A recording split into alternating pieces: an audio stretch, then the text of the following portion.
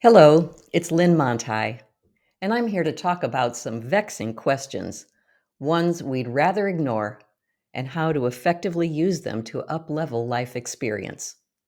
Here are a few examples. See if you resonate with any of them. Why is it that after attaining what I thought I wanted, I'm still dissatisfied and without peace? Why is my impact not what I know it could be? Why, after all this time, do I still feel unfree?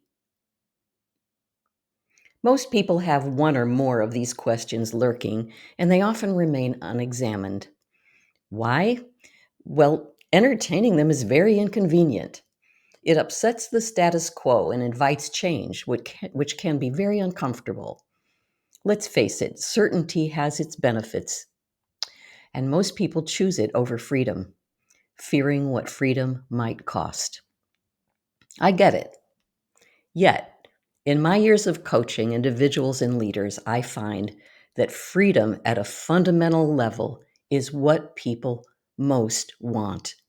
Freedom to be themselves, to be able to express fully, to be released from constraints and burdens and debts.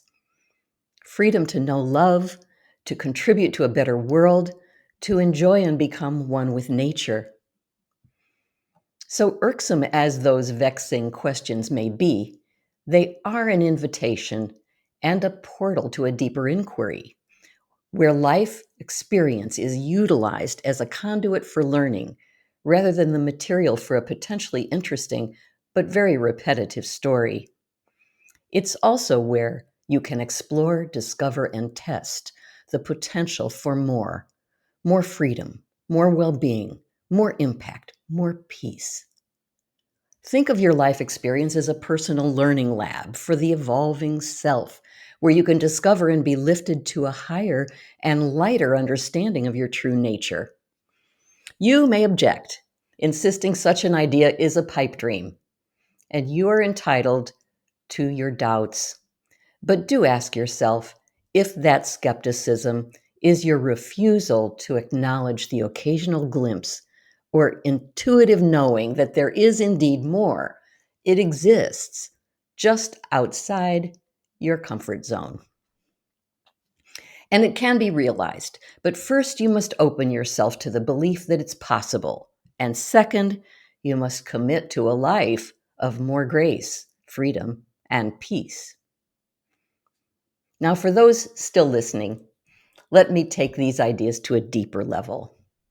You are allowed more.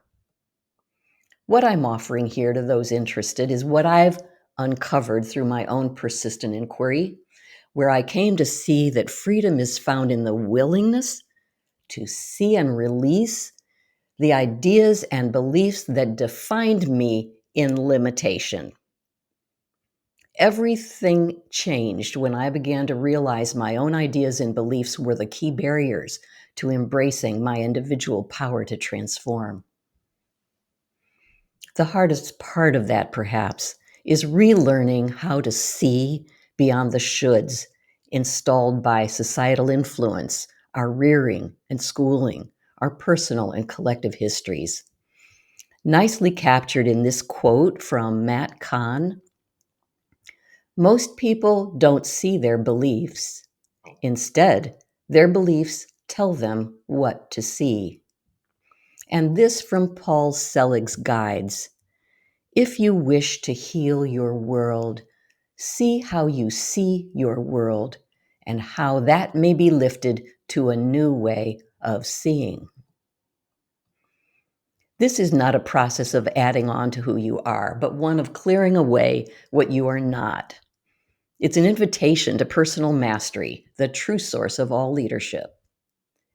As you reflect on it, let me suggest this: that you treat your doubts, disbelief, fear, or any sense of limitation and lack with compassion and generosity. Then do as I did. Find someone who can support you, perhaps a therapist, a coach, a spiritual guide, someone you trust and resonate with, someone who is willing to serve you and not necessarily please you. Engage them as guide and helper. Until next time, I wish you peace and joy on the journey.